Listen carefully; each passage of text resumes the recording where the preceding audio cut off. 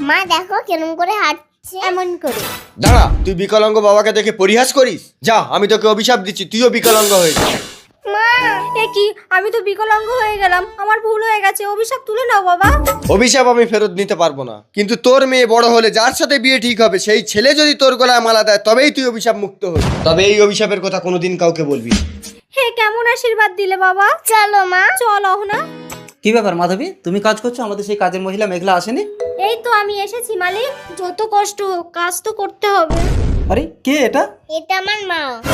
আরে কি অবস্থা হয়েছে এর? এই মেঘলা, তুই আর কাজ করতে পারবি না, যা বাড়ি যা। কি গো, থাক না, বেচারা স্বামী মারা গেছে, ওর মনে হয় কোনো অসুখ করেছে, ও যতটুকু পারে করবে, বাকিটা আমি করে নেব। তোমার সত্যি মায়া মাধবী, ঠিক আছে ওকে কাজ করতে বলো। মন খারাপ করিস না মেঘলা, আমি তো আছি। মা আমি করে দেবো। তুই পারবি না অহনা, আমি করে নিচ্ছি।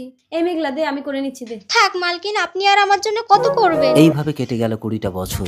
মা দাও, আমি ঝাড় দিয়ে দিচ্ছি। তোকে করতে হবে না অহনা, আমি করে নিচ্ছি। এই মেঘলা, আমি তোর মেয়ের জন্য জানিস একটা ছেলে দেখেছি, ছেলেটা 4টে অনাথ আশ্রম চালায়। আমি বলেছি অহনা আমার মেয়ে, তুই ভুল করেও যেন বলিস না ও তোর মেয়ে, বলবি তোর বোন হয়। মালিক এক্ষুনি ছেলেটাকে নিয়ে আসছে।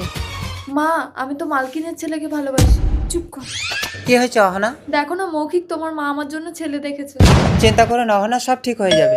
উজ্জ্বল বাবু এসো। নমস্কার। এসো বাবা, বসো। মা অহনা আয়, এটা আমার মেয়ে। আরে আমার ছেলে মৌখিক। আর ইনি কে? ওটা তো আমার বড় মেয়ে। সে কি, আপনার বড় মেয়ে থাকতে আপনি ছোট মেয়ের বিয়ে দিচ্ছেন? এটা আমি মানবিকভাবে কখনোই মেনে নিতে পারবো না। আমি 4টে অনাথ আশ্রম চালাই, আর আমি সেই সব মানুষদের সবসময় সাহায্য করি যাদের জীবনটা অনেক কষ্টের। তাই আমি আপনার বড় মেয়ের গলায় মালা দিয়ে ওর জীবনটা সুখের করতে চাই। এই নিন মালা। সত্যি অদৃষ্টের কি দারুণ দৃশ্য। আজ থেকে তোমার সারা জীবনের দায়িত্ব আমি নিলাম। অভিশাপ মুক্ত। মেঘলা, কে তুমি? ওটা তোর মা, তুই তখন ছোট। আমার অভিশাপে তোর মা এতদিন বিকলাঙ্গ হয়েছিল।